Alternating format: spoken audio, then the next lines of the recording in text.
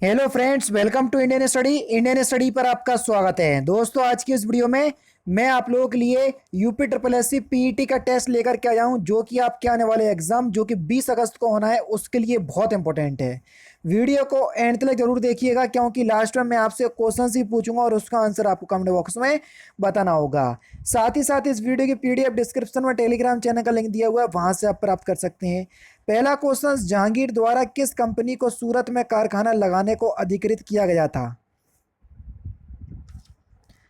तो सही आंसर हो जाएगा आपका इंग्लिश ईस्ट इंडिया कंपनी। चौथा ऑप्शन यहां पर आपका बिल्कुल करेक्ट हो जाएगा।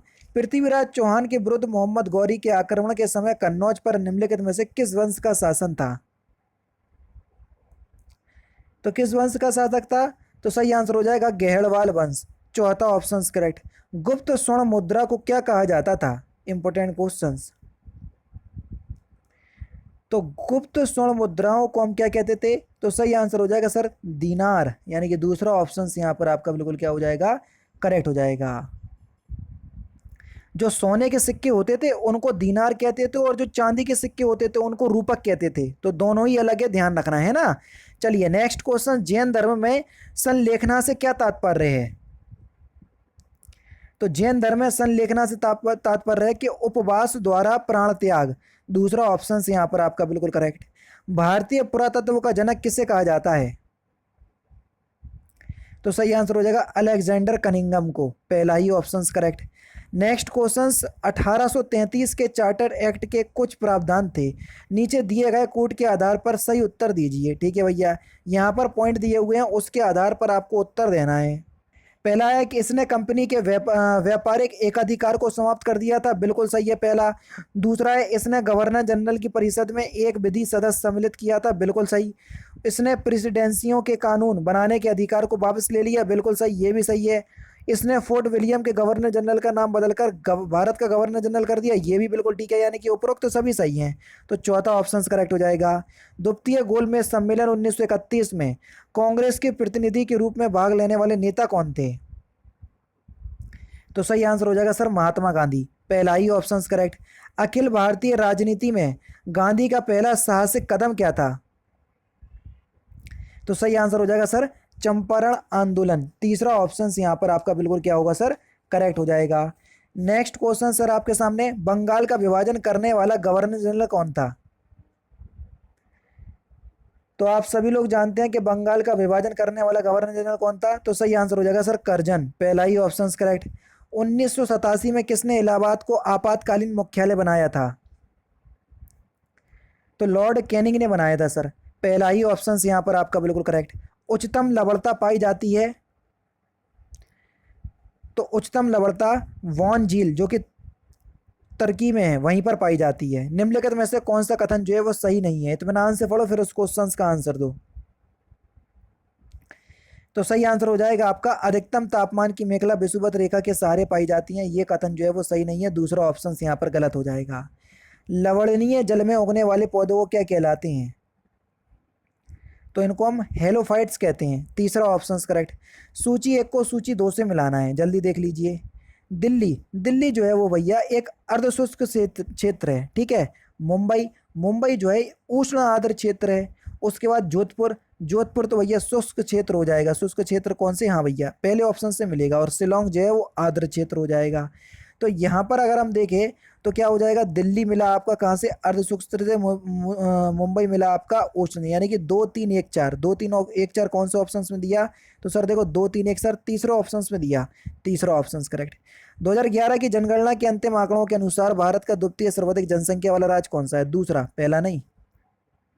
तो पहला तो उत्तर प्रदेश है और दूसरा है महाराष्ट्र। तीसरा ऑप्शन करेक्ट। और तीसरे की बात करें तो वह बिहार। एंट्री पार्ट व्यापार से तात्पर्य है, तो इसका मतलब है सर निर्यात के लिए आयात की गई वस्तुएं। चौथा ऑप्शन करेक्ट। भैया यहाँ पर भी आपको सूची एक को सूची दो से मिलाना है। ठीक है। यहाँ पर तेल शोधक कारखाने दिए हैं और फिर उसके बाद क्या दिया है? उनके राज्य दिए हैं। तटीपाका ये कहाँ पर है? तटीपाका ये सर आंध्र प्रदेश में है। कोयली कोयली क्षेत्र क्षेत्र कहाँ पर है सर? ये गुजरात में है। ठीक है। उसके बाद नागापट्टिनम ये आपका तमिलनाडु में है। और नुमालीगढ़ ये असम में है। तो यहाँ पर देखा जाए तो कौन सा ऑप्शन होगा? देखो तीसरा, पहला दूसरा चौथा, तीसरा पहला दूसरा चौथा, तो कौन से ऑप्शंस में दिया जल्दी बताओ। तो यहाँ पर देखो तीसरा पहला दूसरा चौथा दूसरे ऑप्शंस में दिया, दूसरा ऑप्शंस करेक्ट। निम्नलिखित में से किस समिति ने भारत में कृषि जोत कर का सुझाव दिया था। तो सही आंसर होगा राज्य समिति, पहला ऑप्शन करेक्ट। बैंक दर का आशय क्या है। बैंक दर का आशय है कि केंद्रीय बैंक द्वारा ली जाने वाली आधिकारिक ब्याज दर, चौथा ऑप्शन करेक्ट। अब मूल्यन तब अधिक कारगर होता है जब विदेशों में निर्यात मांग की लोच अधिक हो, पहला ऑप्शन करेक्ट। नेक्स्ट क्वेश्चन देखो सर, नेक्स्ट क्वेश्चन वह न्यूनतम जनसंख्या कितनी है जिसके नीचे 73वें संविधान संशोधन अधिनियम के उपबंध के अनुसार मध्यवर्ती स्तर पर पंचायतें गठित नहीं की जा सकती। यानी कि पंचायती राज व्यवस्था गठित करने के लिए कम से कम जनसंख्या कितनी होनी चाहिए। तो सही आंसर हो जाएगा सर 20 लाख, दूसरा ऑप्शन करेक्ट। निम्नलिखित में से किस विषय पर राष्ट्रपति के लिए मंत्रिपरिषद से सलाह लेना आवश्यक नहीं है। तो सही आंसर हो जाएगा सर विधेयक पर स्वीकृति देना, दूसरा ऑप्शन करेक्ट। निम्नलिखित में से कौन भारत के संविधान द्वारा प्रदत्त 6 मूल अधिकारों में से नहीं है। सिंपल है, आसानी से बता सकते। तो सही आंसर आपका क्या हो जाएगा सर विरोध का अधिकार, दूसरा ऑप्शन करेक्ट। हम न्यायिक पुनरावलोकन की व्यवस्था देखते हैं। तो सही आंसर आपका क्या हो जाएगा भारत और यूएसए में, और यूएसए से ही तो हमने लिए, ठीक है। तो चौथा ऑप्शन करेक्ट। निम्न रक्तदाता सर्वाधिक दाता होता है, कौन सा सार्वत्रिक दाता होता है, यूनिवर्सल डोनर। तो सही आंसर आपका क्या हो जाएगा सर ओ, और रिसीवर होता है ए बी, है ना, ठीक है। डीएनए की द्विकुंडलीय संरचना किसके द्वारा दी गई थी, सिंपल क्वेश्चंस। तो ये किसके द्वारा दी गई थी सर वॉटसन एवं क्रिक, दूसरा ऑप्शन करेक्ट। स्वर्णकारों द्वारा प्रयोग में आने वाला एक्वारेजिया निम्नलिखित को मिलाकर बनाया जाता है, किसको मिलाकर बनाया जाता है। तो सही आंसर होगा नाइट्रिक अम्ल तथा हाइड्रोक्लोरिक अम्ल, दूसरा ऑप्शन करेक्ट। प्रत्यावर्ती विद्युत धारा को दिष्ट धारा में परिवर्तित किया जाता है रेक्टिफायर द्वारा, चौथा ऑप्शन करेक्ट। पालियर हीलियोमीटर का प्रयोग निम्नलिखित में से किस मामले में किया गया जाता है। तो सही आंसर हो जाएगा सोलर रेडिएशन को, दूसरा ऑप्शन करेक्ट। तुलसीदास द्वारा रचित रामचरितमानस में कितने कांड हैं, बढ़िया क्वेश्चन। तो कितने कांड हैं, तो आपका सही आंसर हो जाएगा सर 7 कांड हैं, ठीक है। बाल कांड, अयोध्या कांड, अरण्य कांड, सुंदर कांड, लंका कांड, उत्तर कांड, ये सभी। माता पिता लोहे के चने चबाकर बच्चों को पढ़ाते हैं, तो लोहे के चने चबाना इस मुहावरे का सही अर्थ क्या है। तो सही आंसर हो जाएगा बहुत कठिनाई झेलना, पहला ऑप्शन करेक्ट। निम्नलिखित वाक्यों में से शुद्ध वाक्य को पहचानिए, कौन सा वाक्य जो है वो शुद्ध है, क्वेश्चन नंबर 38। तो सही आंसर हो जाएगा मैंने एक नाटक का अनुवाद किया, चौथा ऑप्शन करेक्ट। अन्य और अन्य शब्द का सही अर्थ युग्म आपको बताना है। देखो अन्य माने होता है अनाज और अन्य माने होता है दूसरा, तो पहला ही ऑप्शन करेक्ट हो जाएगा। इनमें से कौन सा शब्द सरस्वती का समानार्थी नहीं है।